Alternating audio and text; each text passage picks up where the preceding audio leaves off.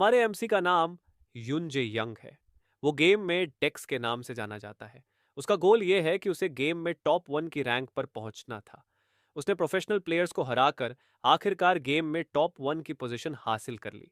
और क्योंकि उसने अपना गोल हासिल कर लिया था, तो युनजे यंग ने अपना कैरेक्टर डिलीट कर दिया और हाईएस्ट रैंक पर पहुंचने के बाद गेम को छोड़ दिया।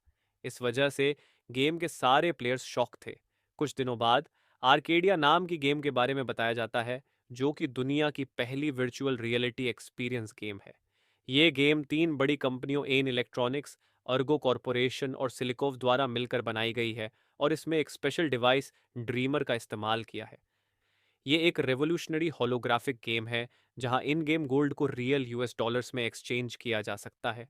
अगर कोई मिथिक लेवल आइटम मिल जाए, तो उसे बेचकर पूरी जिंदगी के लिए फिनेंशियल सिक्योरिटी मिल सकती है। जब दुनिया का पहला वर्चुअल गेम आया, युनजे यंग इंतजार नहीं कर सका। उसने जल्दी से अपना कैरेक्टर लॉग इन किया। उसके कैरेक्टर का नाम डेक्स है।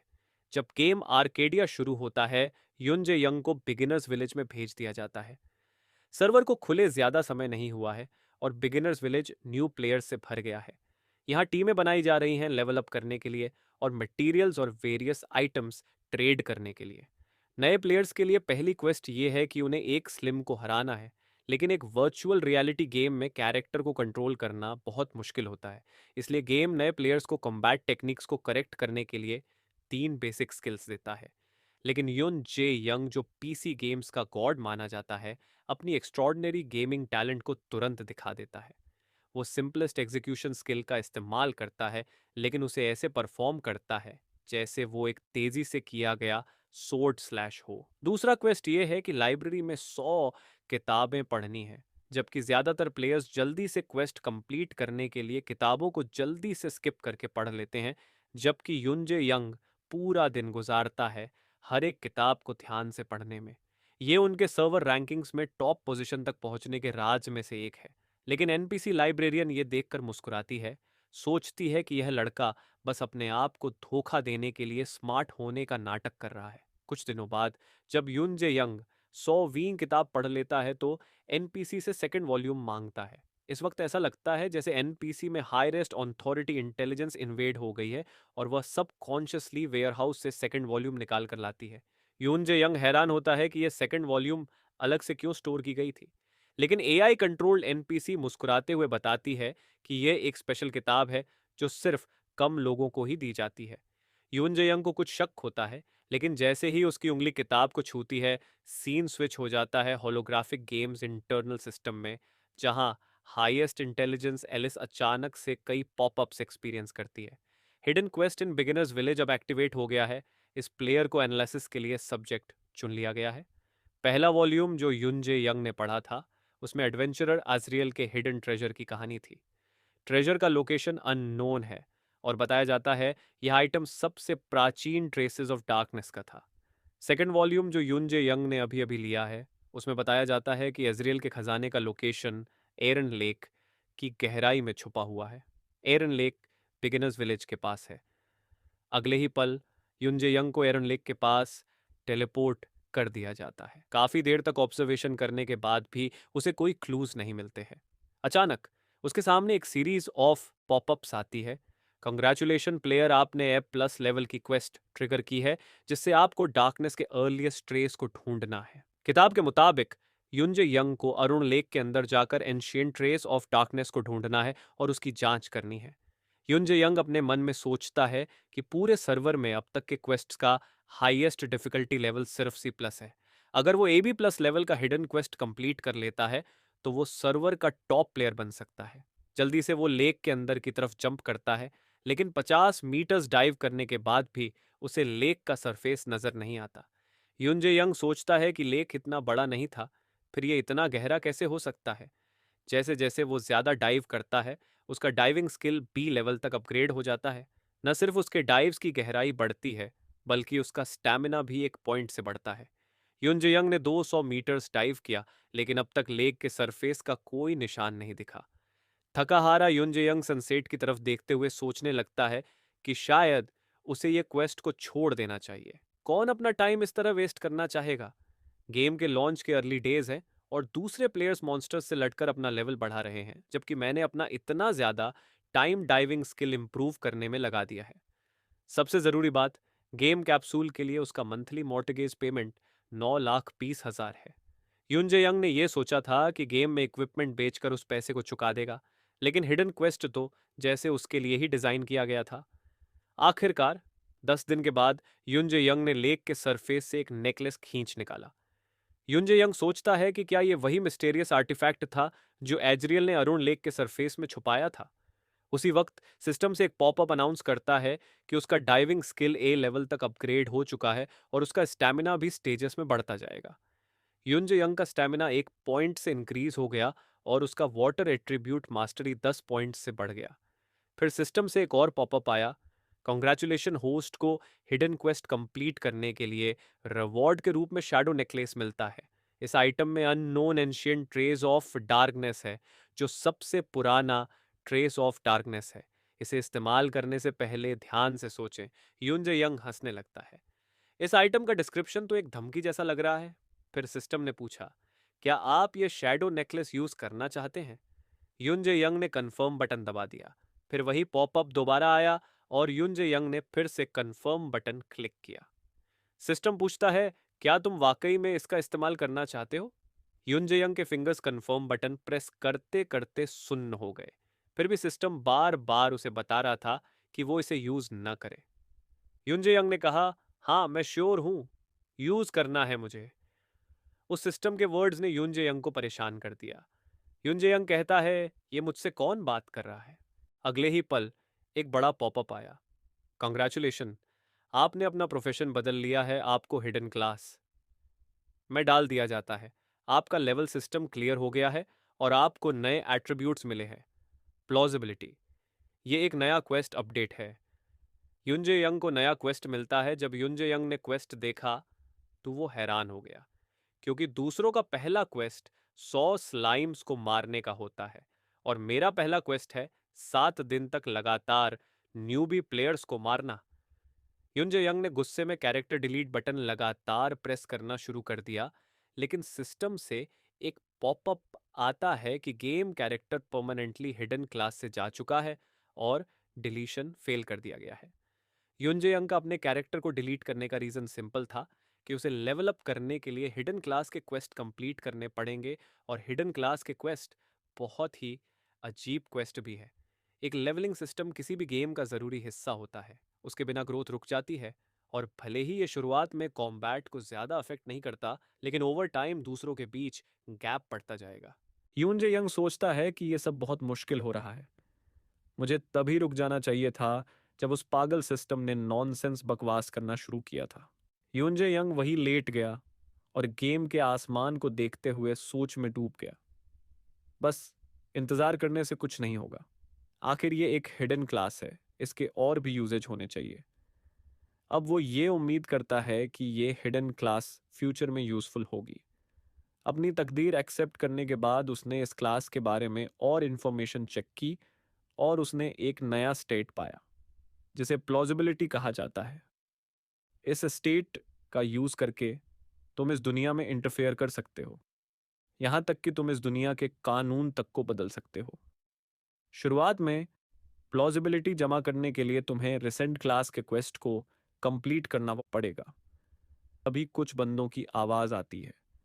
3 रेड नेम्ड प्लेयर्स आगे बढ़कर न्यू प्लेयर्स के सामने आए और स्माइल करते हुए धमकी भरी आवाज में बोले, हेलो न्यूबीज, मैं इस हंटिंग ग्राउंड का मास्टर हूं।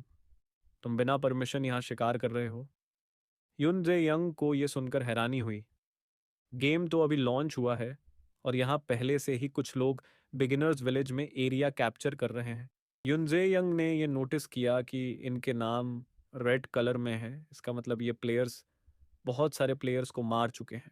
रेड नेम्ड प्लेयर्स फिर धमकी देने लगे, तुम्हारे भाषा से लगता है कि तुम सियोल से हो और तुम मॉक एग्जाम की बात कर रहे थे, इसका मतलब तुम स्टूडेंट्स हो।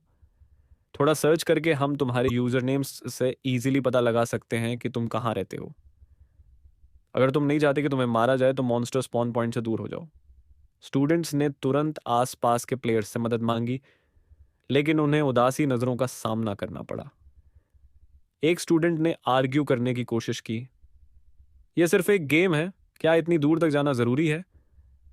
रेड नेम्ड प्लेयर्स एक सेकंड के लिए रुक गए, फिर हंसने लगे और इस गेम के रियल वर्ल्ड एस्पेक्ट के बारे में बताया और कहा इस वर्ल्ड में पावर के जरिए सब डिसाइड होगा।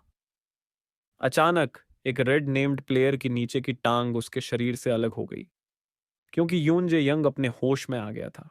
यून जे यंग ने कहा, तुम तीनों कचरा हो, लेकिन मुझे लगता है तुम बिल्कुल सही कह रहे हो। यून जे यंग ने एग्जीक्यूशन स्किल्स को बड़े ही सीधे तरीके से यूज किया। उसने बहुत तेजी से 12 लेवल के 3 रेड नेम्ड प्लेयर्स को तुरंत मार दिया और red named players game system के द्वारा फोर्सफुली लॉग आउट करवा दिए गए।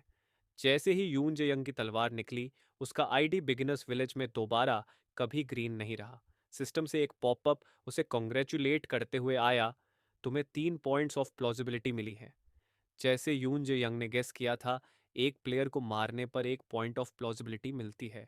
हालांकि उसे ये नहीं पता था कि इसे यूज कैसे करना है, लेकिन इसे इकट्ठा करना आसान नहीं था।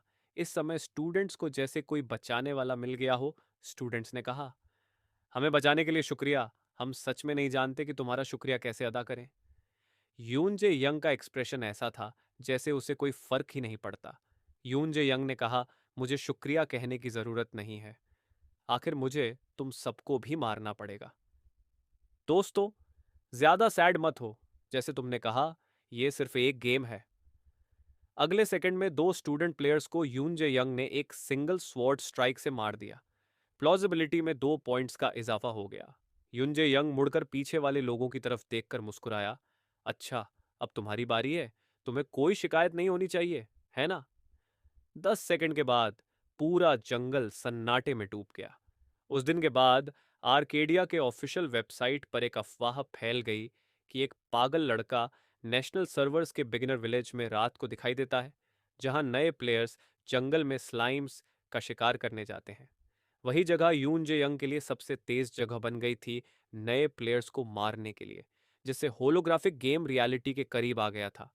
रात का समय था और अंधेरा हर तरफ फैला हुआ था। एक उल्लू चुपचाप अंधेरे में उड़ता हुआ जा रहा था। उसने देखा कि एक लड़का जान बचाकर भाग रहा है। वो लड़का घबराया हुआ था, उसकी आंखों में आंसू थे और वो मदद के लिए चिल्ला रहा था। भागते भागते अचानक वो एक पत्थर से टकराया और जमीन पर गिर पड़ा। गिरने से उसे चोट लग गई थी, इस वजह से उसकी स्पीड धीमी हो गई। घबराते हुए उसने पीछे मुड़कर देखा तो 2 लाल आंखें उसका पीछा कर रही थीं। धीरे धीरे एक लड़का जिसने डार्क क्लोक पहना हुआ था उसकी तरफ बढ़ रहा था। ये लड़का कोई और नहीं बल्कि युनजे यंग था, जिसके चेहरे पर एक डरावना एक्सप्रेशन था। वो लड़का डेक्स का सामना करने की कोशिश करता है और कहता है, मेरे पास तुम्हें मारने का कोई रीजन नहीं है। लेकिन डेक्स ने अपने सोर्ड को चलाने की तैयारी कर ली थी। डर के मारे वो लड़का फिर से बोलता है, अगर तुमने मुझे मारा तो मैं तुम्हारे एक्शंस को गेम मैनेजमेंट को रिपोर्ट कर दूंगा और तुम्हें पनिशमेंट मिलेगी। ये बात सुनकर डेक्स रुक गया। डेक्स ने उस प्लेयर की ओर देखते हुए कहा, यह गेम ही मुझे ये सब करने पर मजबूर कर रहा है। इस बात से प्लेयर थोड़ा कंफ्यूज्ड हो गया। इससे पहले कि वो कुछ समझ पाता, उसका शरीर 2 हिस्सों में कट गया और डेक्स ने एक और पॉइंट हासिल कर लिया। सारा दिन प्लेयर्स को मारने के बाद आखिरकार डेक्स को नींद आ गई। आर्केडिया गेम में एक पेनल्टी थी जो हर प्लेयर की डेथ पर लगती थी। इस पेनल्टी के कारण प्लेयर्स को 24 घंटे तक फिर से लॉगिन करने से रोक दिया जाता था। यह पेनल्टी इसलिए बनाई गई थी ताकि लोग गेम की लत में न फंसें, लेकिन हाल ही में कई प्लेयर्स इस पेनल्टी को हटाने की रिक्वेस्ट कर रहे थे। आर्केडिया के कस्टमर सर्विस रिस्पांस डिपार्टमेंट को इस बारे में कई कॉल्स आ रही थीं। जनरल मैनेजर ने नोट किया कि ज्यादातर कॉल्स प्लेयर किलिंग की वजह से हो रही थीं। वो इरिटेट हो गया क्योंकि गेम का मेन सिनेरियो अभी तक इनकम्प्लीट था। यह भी कंफर्म हो गया था कि इस इंसिडेंट की वजह से एक पूरा डिपार्टमेंट आज रात ओवरटाइम कर रहा था। दूसरी तरफ डेक्स का करंट स्टेटस विंडो ये था कि उसने अब तक 1025 प्लेयर्स को मार दिया था। उसने ये अचीवमेंट नॉन स्टॉप 2 दिन तक खेलने के बाद हासिल की थी। हालांकि अभी क्वेस्ट के लिए 4 दिन बाकी हैं। तभी जंगल कुछ आवाज सुनाई दी। ये आवाज स्लाइम्स की थी। स्लाइम्स का ग्रुप्स डेक्स की तरफ आने लगा। अगले ही पल एक सिस्टम नोटिफिकेशन आई, तुमने मुश्किल में फंसे हुए स्लाइम्स को बचाया है। तुम्हारा स्लाइम्स के साथ लगाव पड़ गया है। मतलब डेक्स ने जिन प्लेयर्स को मारा था वो प्लेयर स्लाइम्स को मरने के लिए ही आए थे। एक फ्रेंडली स्लाइम्स की स्क्वाड उसके आसपास आ गई। डेक्स ने इससे एंजॉय किया। लोगों में अब मैं पॉपुलर नहीं रहा, लेकिन तुम लोगों के साथ रहना बुरा नहीं है। लेकिन अचानक अंधेरे जंगल में कुछ टॉर्चेस दिखाई देने लगी। डेक्स ने कुछ प्लेयर्स की आवाज सुनी और स्लाइम्स के सर पर हाथ फेरते हुए कहा, लिटिल गाइस, तुम्हें यहां से भागना चाहिए। पता चला कि कल जो ग्रीन हेयर वाले बंदे को डेक्स ने मारा था वो अपने रूममेट्स के साथ वापस आया है और पूरी रात जंगल में पेट्रोलिंग कर रहा था। आखिरकार उसने वो पहचानी हुई शक्ल देख ही ली। ब्रदर्स, चलो, ये वही लड़का है जो ब्लैक रोब पहने हुए है। स्लाइम्स को भागने का वक्त देने के लिए डेक्स ऑपोजिट डायरेक्शन में दौड़ने लगा। डेक्स ने आगे एक चमकती हुई रोशनी देखी। जब वो उस रोशनी तक पहुंचा तब उसने देखा कि ये एक गहरे चट्टान का किनारा था। 5 प्लेयर्स ने तुरंत उसका रास्ता रोक दिया। ग्रीन हेयर खुशी से बोला, लगता है मछली अब कढ़ाई में से नहीं निकल सकती है ना बच्चे। देखो अब मैं तुम्हें कैसे मजा चखता हूँ। टेक्स थोड़ा दूर डिस्टेंस पर गया और बिना सोचे समझे चट्टान से पीछे की तरफ गिरते हुए छलांग लगा दी। पांचों प्लेयर्स हैरान होते हुए देख रहे थे। ये लड़का सच में पागल होगा। लेकिन जैसे ही डेक्स चट्टान से कूदा, उसके होठों पर एक स्माइल आ गई। अगले ही पल उसने लॉग आउट बटन क्लिक किया और सेफली लॉग आउट हो गया। अगली सुबह उस पागल लड़के के वीडियो मेजर वीडियो वेबसाइट्स पर छाए हुए थे, जिन्होंने जोरदार डिस्कशन को जन्म दिया। नेचुरली इन डिस्कशंस में बहुत सारे कीबोर्ड वॉरियर्स भी शामिल थे। ग्रीन हेयर वाले बंदे ने ऑफिशियल वेबसाइट पर ध्यान देना शुरू किया और देखा कि वहां 700 से ज्यादा डेक्स के बारे में कंप्लेंट्स थीं। इसलिए उसने एक काउंटर हंटिंग कैंपेन ऑर्गेनाइज करने का फैसला किया। अगर कोई कैंपेन इंटरेस्टेड है तो मेरी बताई हुई जगह पर पहुंच जाए। जैसे ही ये पोस्ट हुआ, कुछ ही मिनट्स में बहुत सारे प्लेयर्स जो टेक्स के खिलाफ थे न्यूबी विलेज में इकट्ठा हो गए। ग्रीन हेयर्ड लड़का उनका लीडर था। वो सबका शुक्रिया कर रहा था कि सब प्लेयर्स यहाँ आए। उनका मेन मिशन था इस प्लेयर को ढूंढना जो काफी समय से बिगिनर्स को मार रहा था। तभी हमें बताया जाता है कि अर्केडिया एक ऐसी गेम है जो उन स्कीनरियों पर बेस्ड है जो प्लेयर्स क्रिएट करते हैं। और जो कुछ भी ऑनलाइन डिस्कशंस हो रहा था वो इस दुनिया में एक नई कहानी का रूप ले रहा था। इस प्रोसेस को एक एआई ऑब्जर्व कर रही थी जिसका नाम था एलस। अभी अलास ने डिटेक्ट किया कि जो लोग डेक्स के शिकार बने थे उन्होंने अपने लिए एक मिशन बना लिया था। अलास ने इन सब लोगों के लिए एक ऑफिशियल क्वेस्ट क्रिएट की। सबको नोटिफिकेशन मिली कि इस क्वेस्ट का नाम है catch the beginner serial killer. इन्हें इस मिस्टीरियस प्लेयर को पकड़ना था जो सबके लिए प्रॉब्लम्स क्रिएट कर रहा था। सिन शिफ्ट होता है जहां हम आर्केडिया कोरियन ब्रांच की सीनारियो टीम को देखते हैं। उनके सामने एक वार्निंग दी जाती है और मेन क्वेस्ट शुरू होता है। इसे देखकर डायरेक्टर बहुत हैरान होता है और कहता है, क्या कोई भी क्वेस्ट बिना किसी नोटिफिकेशन के अचानक ऐसे कैसे अपीयर हो सकता है। दूसरा बंदा कह रहा होता है, ये हमें अभी तक नहीं पता, लेकिन हम वजह ढूंढ रहे हैं, हम कोशिश कर रहे हैं। तभी सिनारियो टीम मैनेजर कांग टेयुन गुस्से में कहता है, तुम लोग सर्च मोशन इतना स्लो क्यों कर रहे हो। ऐसा करना बंद करो। इस गेम के साथ आखिर हुआ क्या है। गेम को रिलीज किए हुए ज्यादा टाइम नहीं हुआ है, फिर इतनी गड़बड़ क्यों है। दूसरा बंदा कहता है, मैनेजर, ये मेन क्वेस्ट से रिलेटेड एक क्वेस्ट है। एक्चुअल क्वेस्ट को स्टार्ट होने में काफी महीने लगते हैं। मैनेजर मन ही मन सोचता है, 2 दिन, ये बात अजीब है। ये यहाँ पे काफी बड़ा फर्क है। इसकी कोई वजह तो जरूर होगी। क्या ये सब उस बिगिनर मर्डर की वजह से है। तभी मैनेजर उस बिगिनर मर्डर की वीडियो देखता है।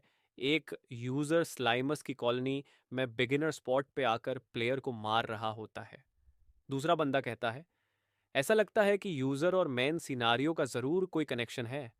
मैनेजर पूछता है, ये यूजर कौन है और कहाँ रहता है।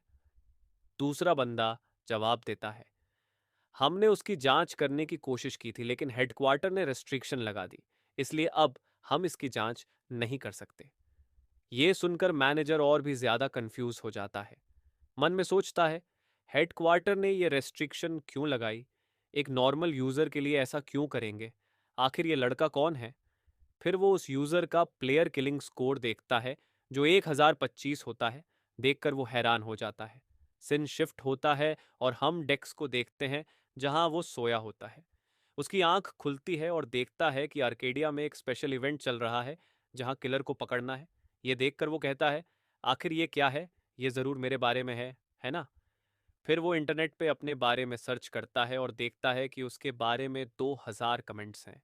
ये देखकर वो हैरान हो जाता है और कहता है, 2000 कमेंट्स? लगता है ये सिर दर्द होने वाला है।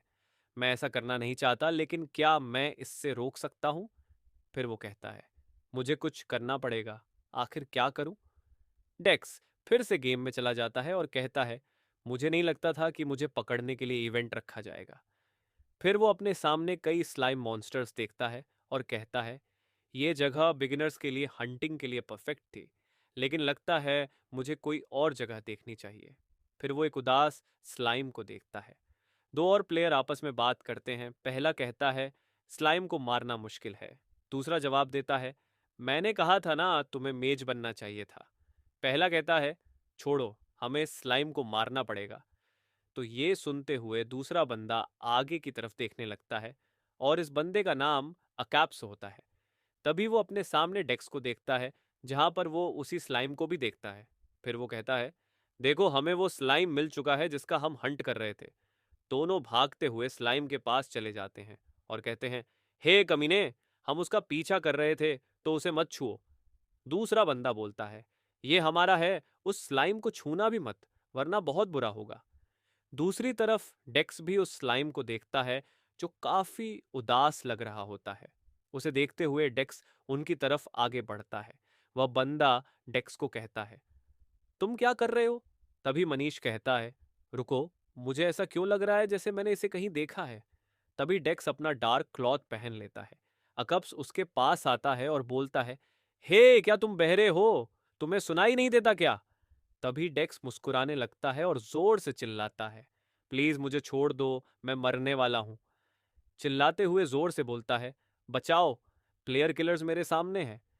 ये देखते हुए एकाप्स कहता है, तुम्हारा मतलब क्या है प्लेयर किलर्स? मैंने तुम्हें धोखा नहीं दिया। तभी ये आवाज आसपास के लोग सुन लेते हैं और कहते हैं, क्या प्लेयर किलर यहाँ है? इसी के साथ सब अकाप्स और उसके साथी के सामने आ जाते हैं। एकाप्स ये देखकर काफी घबरा जाता है और कहता है, ऐसा बिल्कुल नहीं है, मैं सिर्फ रास्ते में था और वो मेरे सामने आ गया था, इसलिए मैंने उसे धक्का दिया। मैंने कुछ नहीं किया। इसी के साथ वो पीछे देखता है, जहां पे वो देखता है कि डेक्स वहां से भाग चुका होता है। एकाप्स कहता है, देखो, प्लेयर किलर तो वहां से भाग रहा है। मुझे अब याद आया, मैं सोच रहा था कि मैंने वो आंखें कहाँ देखी हैं। अब मुझे पता चला, वो आंखें उसी प्लेयर किलर की थीं। तभी लोग उन पर अटैक कर देते हैं, जिससे एक बड़ा सा धमाका होता है। दूसरी तरफ डेक्स उस स्लाइम को बचा लेता है। डेक्स कहता है, मैं मुश्किल से भागने में कामयाब हुआ हूं। और वैसे, क्या तुमने मुझे फॉलो किया? तुम तो काफी तेज हो। ये सुन के स्लाइम भी काफी खुश हो जाता है। डेक्स कहता है, वाह, तुम तो काफी प्यारे हो। क्या तुम्हारी चोट ठीक है? तभी सिस्टम बताता है कि उसने स्लाइम को बचा लिया है, जिससे उसकी फेमिलियरिटी स्लाइम स्पीशीज के साथ अपनी लिमिट तक पहुंच गई है। इसी वजह से उसे एक टाइटल दिया जाता है, स्लाइम का फ्रेंड। ये सुन के डेक्स हैरान हो जाता है और कहता है, वाह, खैर, लगता है कि मैंने हर एक स्लाइम को बचाने के लिए बिगिनर्स को मार डाला, इसलिए मुझे ये टाइटल मिला है। लेकिन अगर बस ऐसा ही है तो कुछ भी नहीं बदलेगा।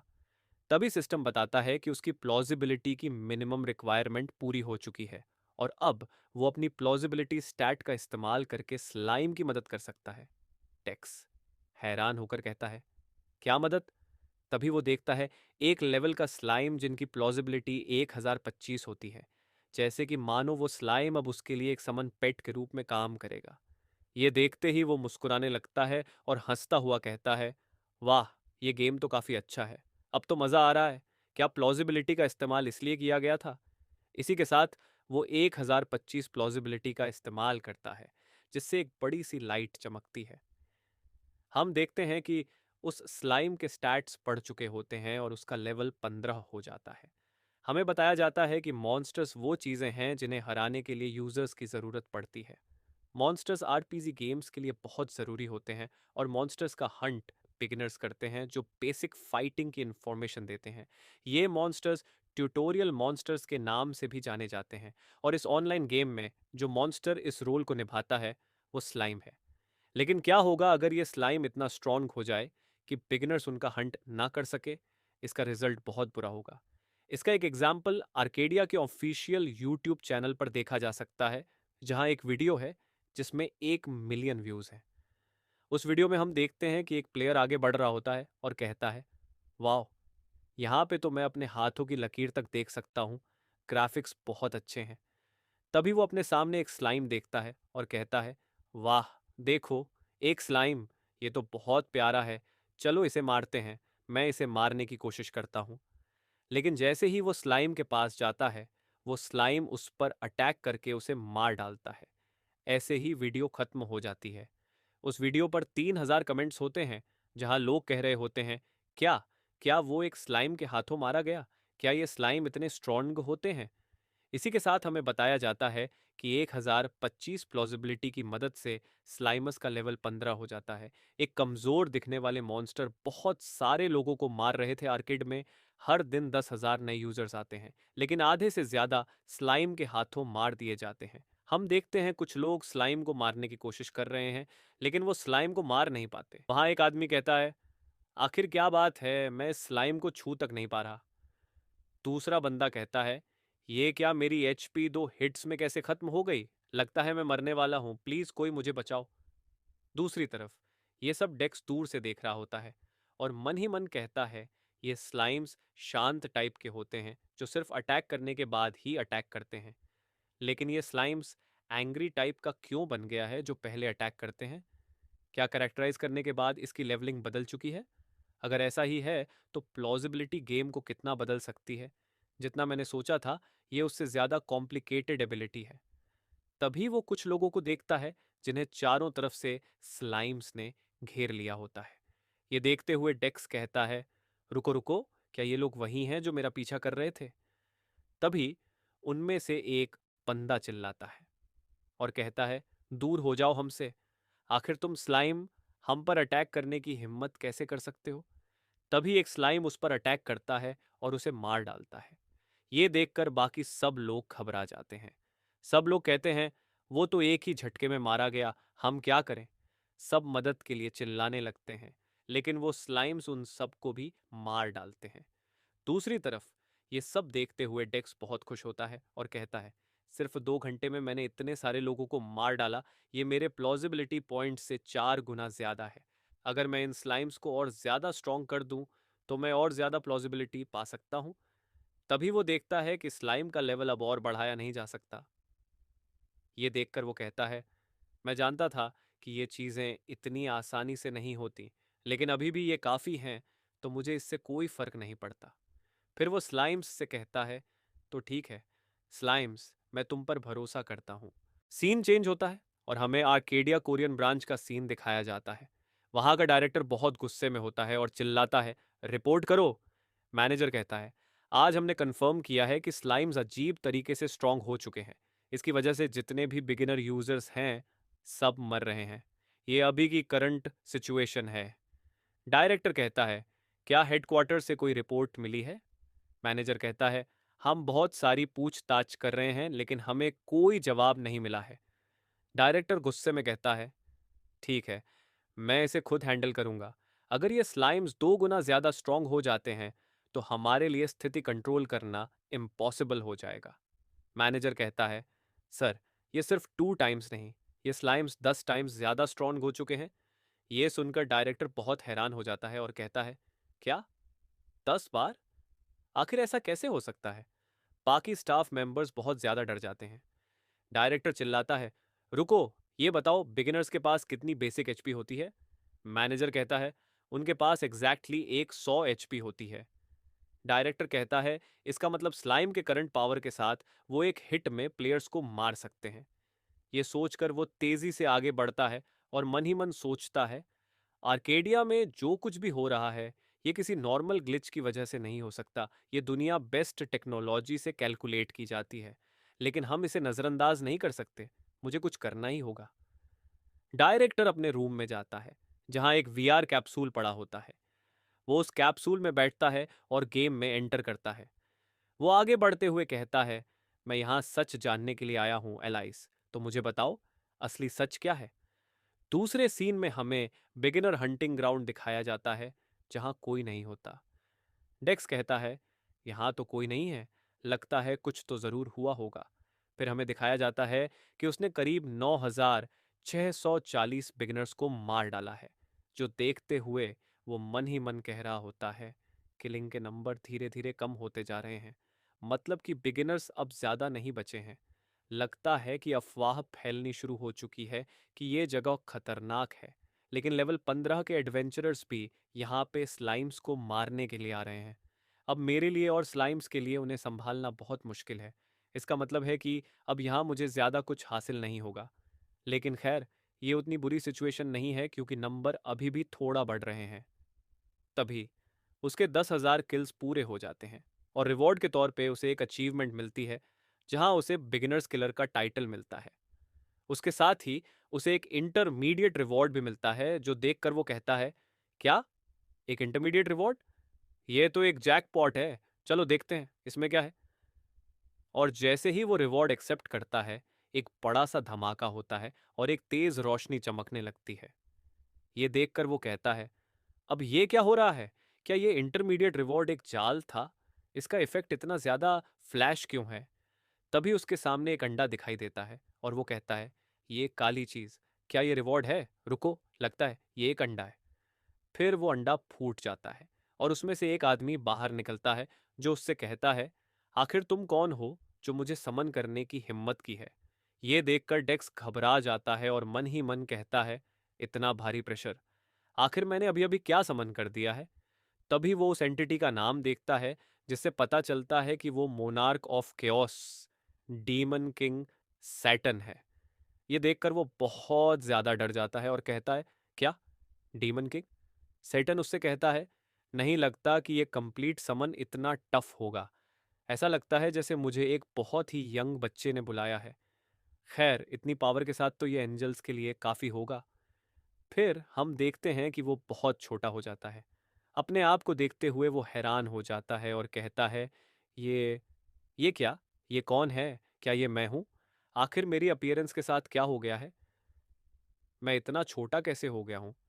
तभी वो डेक्स से कहता है, ए ह्यूमन, क्या तुमने मुझे समन किया है?